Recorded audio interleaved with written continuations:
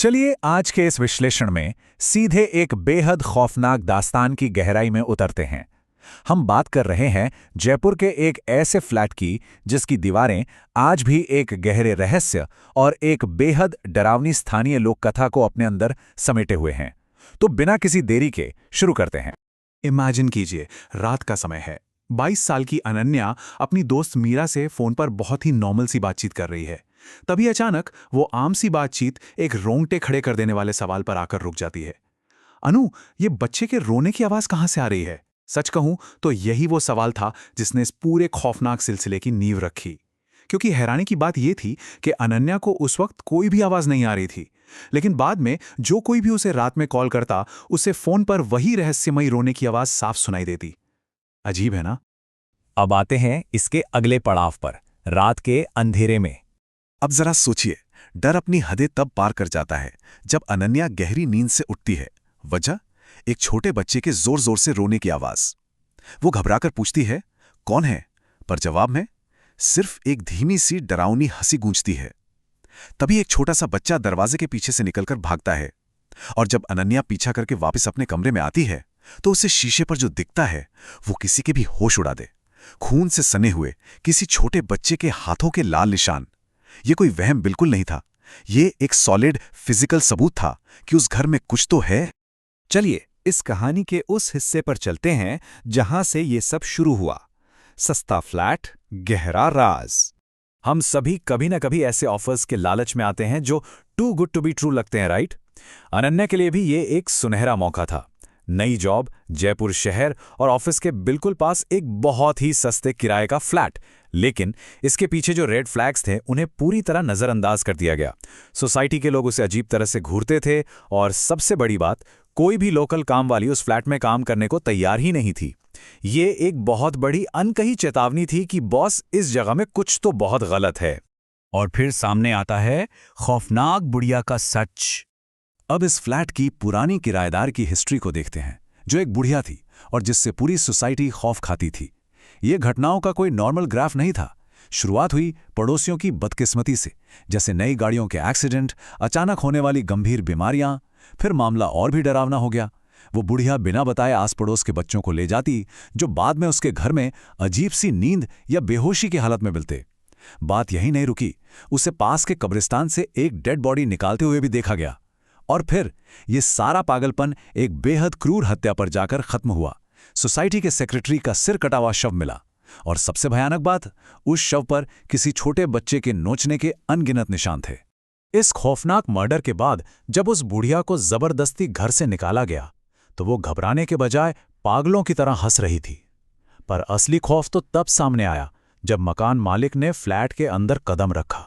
वहां भारी मात्रा में तंत्र मंत्र और काले जादू का सामान बिखरा पड़ा था, और सबसे रोंगटे खड़े कर देने वाली चीज, वहां एक छोटे लड़के का कंकाल मिला। बिल्कुल इन्हीं सबूतों ने उस अर्बन लेजेंड की नींव रखी जिसका विश्लेषण हम आज कर रहे हैं। और यहीं से पर्दा उठता है कच्चा कलवा के रहस्य से।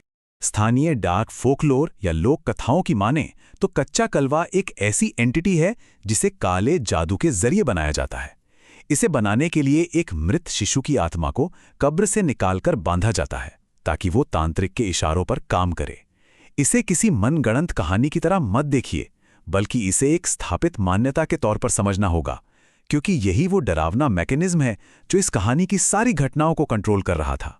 इस काले जादू की प्रक्रिया को अगर हम स्टेप बाय स्टेप देखें तो यह बहुत ही खौफनाक और व्यवस्थित है। पहला कदम, 1 साल से कम उम्र के बच्चे की मौत। दूसरा कदम, उसकी बॉडी को जलाने के बजाय दफनाया जाना। तीसरा कदम, किसी तांत्रिक द्वारा उसे कब्र से बाहर निकालना। और आखिरी कदम, घोर तांत्रिक साधनाओं के जरिए उस मासूम की आत्मा को पूरी तरह से बांध लेना। सोचकर ही रूह काम जाती है कि यह डरावना विश्वास कितने भयानक तरीके से काम करता है। अब कहानी वापस आती है खूनी रात और खौफ पर। अंधेरे में कौन है, ये सवाल उस घुटन भरे डर को पूरी तरह बयां कर देता है। सोचिए, लाइट अचानक चली गई है।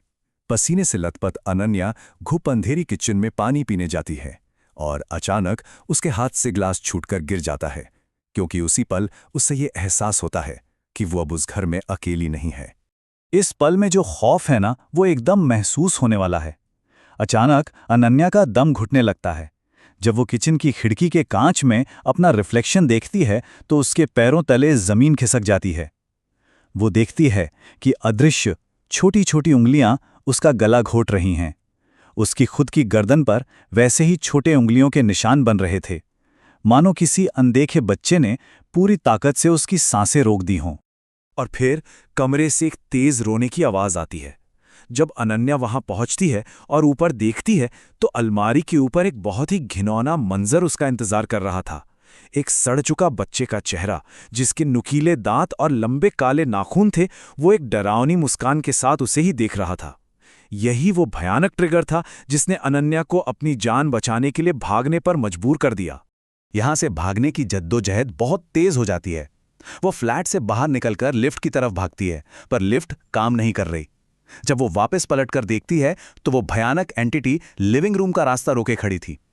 पड़ोसियों के दरवाजे खटखटाने पर भी कोई बाहर नहीं आता। ये वो मोमेंट है जहां इंसान खुद को पूरी तरह से फंसा हुआ महसूस करता है। हर तरफ से रास्ते बंद। और टेंशन अपने पीक पर तब पहुंचती है जब अनन्या किसी तरह सोसाइटी के गेट तक पहुंचती है।